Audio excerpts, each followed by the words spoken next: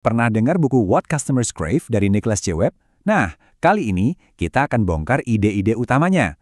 Dan ini bukan cuma soal gimana caranya memberikan pelayanan pelanggan yang lebih baik loh.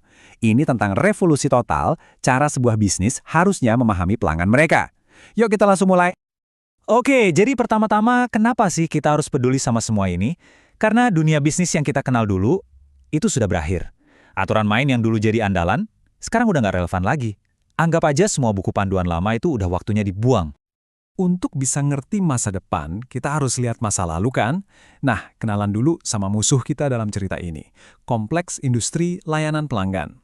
Coba bayangin deh, ini adalah era di mana perusahaan-perusahaan raksasa itu kayak bully.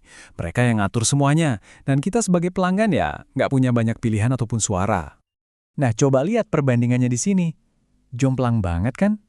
Dulu perusahaan ngomong kita cuma bisa dengerin, titik. Sekarang, satu ulasan jelek dari kamu bisa dilihat jutaan orang dalam sekejap. Kekuasaan itu udah bener-bener pindah tangan. Sekarang, kendali ada di tangan pelanggan. Jadi, gimana ceritanya kok bisa ada pergeseran kekuasaan sebesar ini? Ini bukan terjadi dalam semalam. Ada satu kekuatan besar yang mengubah segalanya, yang bikin pelanggan akhirnya bisa mengambil alih kendali. Nah, ini dia titik baliknya, dan kita akan bahas sekarang. Kuncinya cuma satu, arsitektur koneksi. Gampangnya, ya internet itu sendiri. Internet ngasih kita semua kekuatan super buat terhubung dan berbagi apa aja, kapan aja. Inilah mesin di balik revolusi konsumen yang meruntuhkan cara-cara bisnis yang kuno.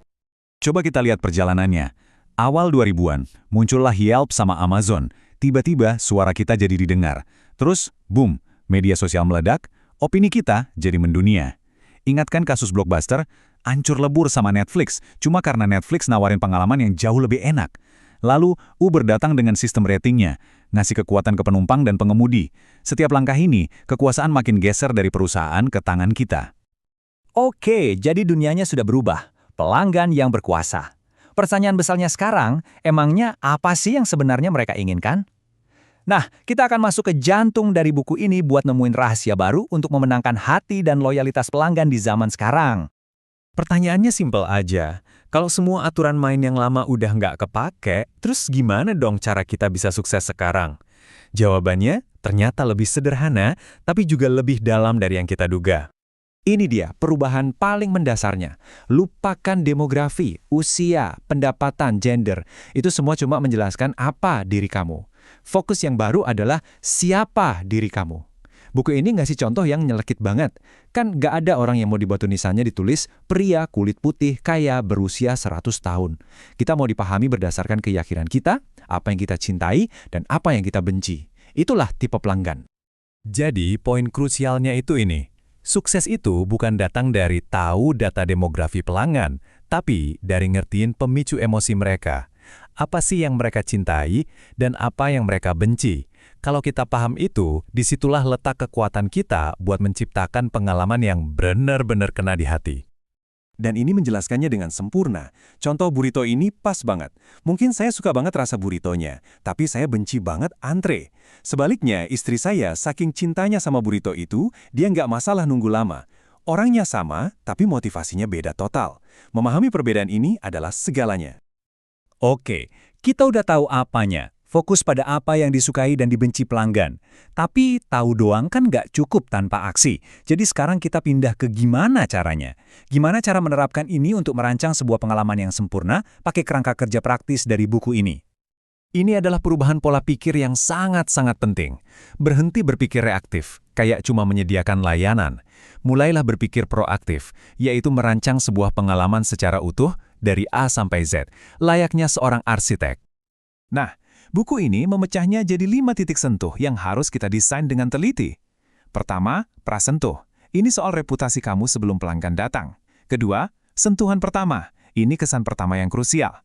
Ketiga, pengalaman inti, ya pas transaksinya itu sendiri. Keempat, sentuhan terakhir. Cara kamu menutup interaksi dengan berkesan. Dan yang sering banget dilupain, tetap terhubung, yaitu memberikan nilai bahkan setelah mereka bayar. Setiap titik ini harus sempurna. Kita udah bahas soal pergeseran kekuatan, cara memahami pelanggan secara emosional, dan cara merancang pengalaman. Sebagai penutup, yuk kita satukan semuanya. Kita rangkum poin-poin penting ini jadi sebuah misi baru yang jelas untuk bisnis manapun yang mau sukses di era modern. Kenapa semua ini penting? Karena hasilnya nyata. Dengan fokus pada pengalaman, kamu bukan cuma dapat pelanggan yang lebih bahagia.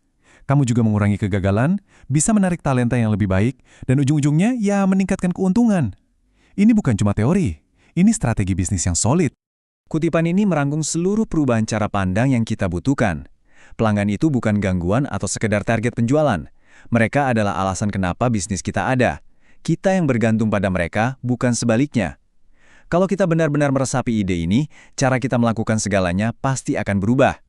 Dan kita tutup dengan pertanyaan ini untuk direnungkan. Coba pikirkan deh kebijakan-kebijakan di perusahaan Anda. Apakah kebijakan pengembalian barang, jam layanan, atau proses otomatis Anda itu dirancang untuk bikin hidup pelanggan lebih gampang, atau justru bikin makin ribet demi keuntungan internal? Jawaban jujur untuk pertanyaan ini akan menunjukkan seberapa siap Anda untuk sukses di masa depan.